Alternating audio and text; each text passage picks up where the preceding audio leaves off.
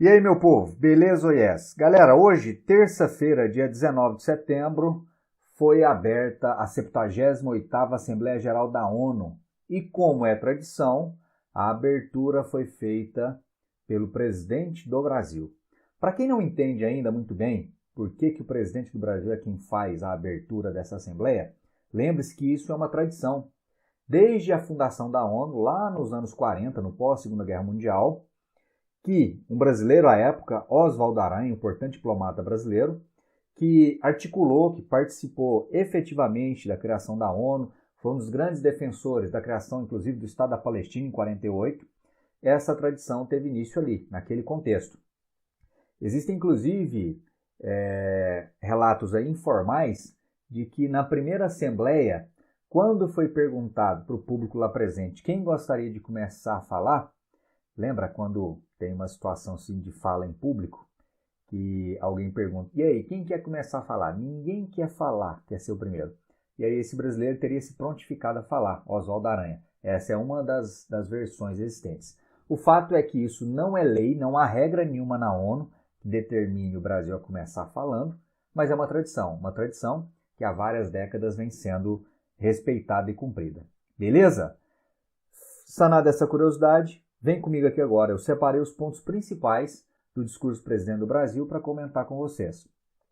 Começo lembrando que Lula, logo na abertura da sua fala, se solidarizou com as tragédias recentes no Brasil e no exterior, fez menção ao terremoto no Marrocos, há cerca de 2 semanas, falou também das chuvas devastadoras na Líbia e fez menção às chuvas no Rio Grande do Sul, que deixou também algumas dezenas de pessoas mortas.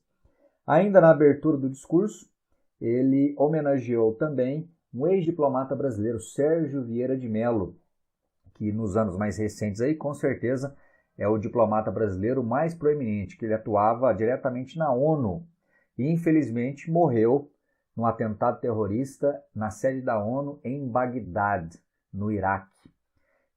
A história dele, inclusive, ficou famosa no cinema recentemente, quando foi gravado um filme. Nesse filme, o protagonista aí, ó, que é o personagem do Sérgio, é interpretado pelo ator brasileiro Wagner Moura. Fica inclusive como dica aí, ó.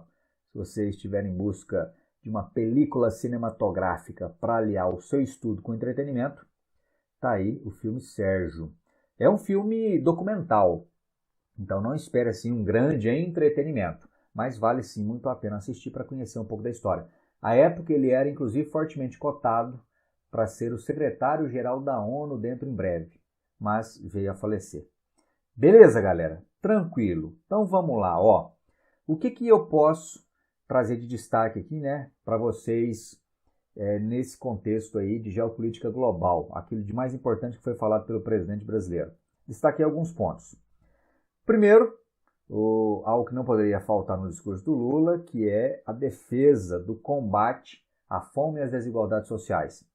Esse trecho do discurso, inclusive, lembrou muito o primeiro discurso que ele fez há exatamente 20 anos, na primeira vez, no primeiro ano dele como presidente do Brasil, ainda em 2003.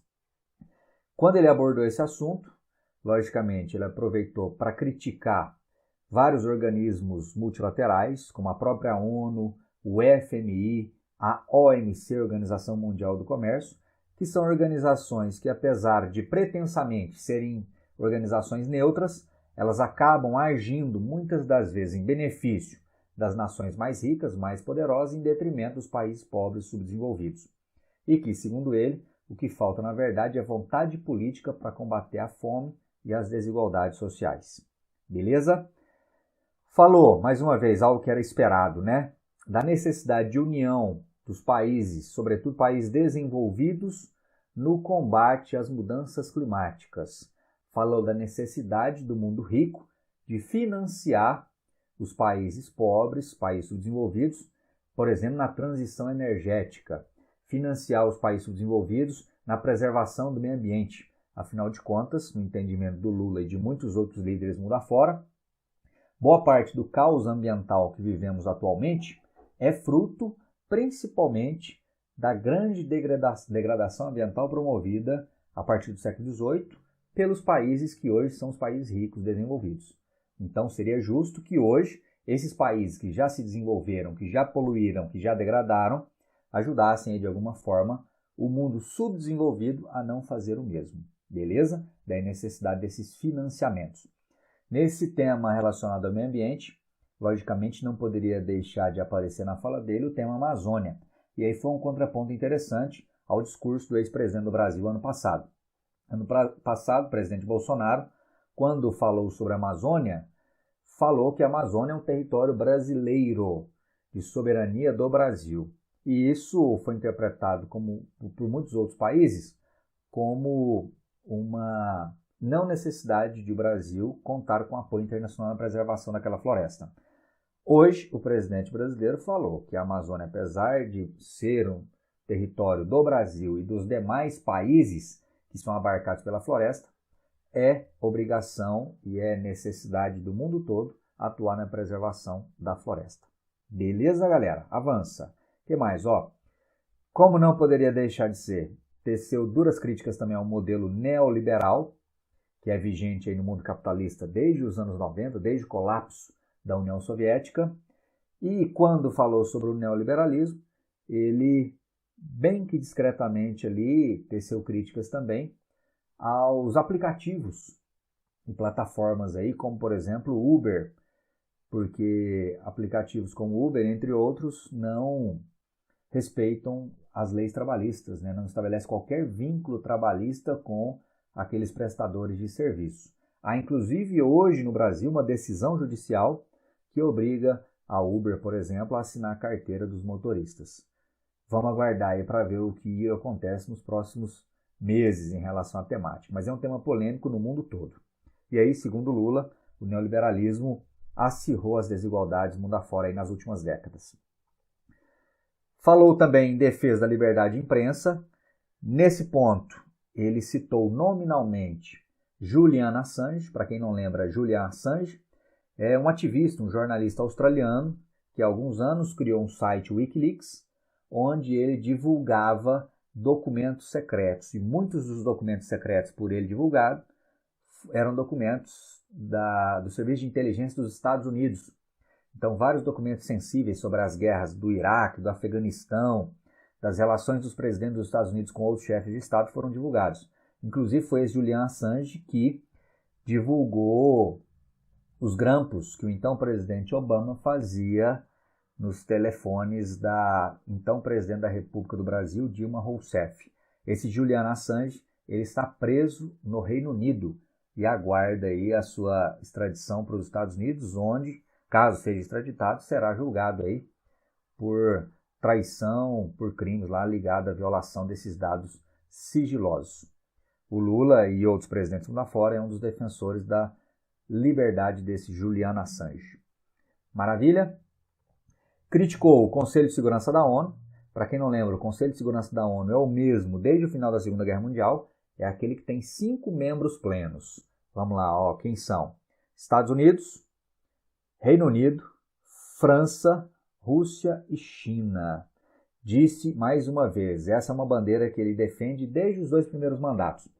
Disse que o Conselho de Segurança hoje, como está, ele não reflete mais a geopolítica, o balanço de poder do mundo atual, por isso ele precisa ser mudado, além de que o Conselho de Segurança da ONU, na visão dele, não assegura a segurança, se me perdoe a redundância, não assegura a segurança do mundo como um todo.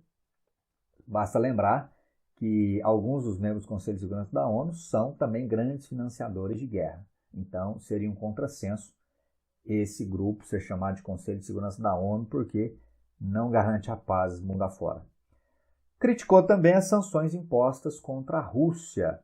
E aqui, mais uma vez, por mais que oficialmente o discurso do governo seja um discurso de neutralidade ou de isenção em relação à guerra entre Rússia e Ucrânia, algumas manifestações do presidente acaba fazendo com que se deduza que há uma preferência, aí, mesmo que tímida, para o lado dos russos. Aqui a crítica foi mais ou menos a seguinte: se for para sancionar alguém, tem que sancionar os 2 lados da guerra, e não apenas um dos 2 lados, como foi o caso aí das sanções impostas contra a Rússia. Além desses 6 tópicos que eu listei aqui, Ele falou também sobre a defesa da criação de um Estado para os palestinos. Lembre-se que não há ainda um país chamado Palestina. Criticou também o embargo imposto pelos Estados Unidos contra Cuba. Para quem não lembra, desde os anos 60, os Estados Unidos da América embargam economicamente Cuba, que é um país ali da América Central, que inclusive o Lula esteve no último final de semana participando da cúpula do G77. Em suma, foi isso, galera. O discurso foi um discurso lido, como normalmente os presidentes do Brasil fazem quando vão à ONU. Durou pouco mais de 20 minutos e, diferentemente do que muitos achavam, foi um discurso frio. Não teve, por exemplo, nenhum momento assim de maior emotividade do presidente, certo? Falou ali de maneira bem protocolar, como ocorre, né, normalmente nesses eventos de grande magnitude global, como é a Assembleia Geral da ONU.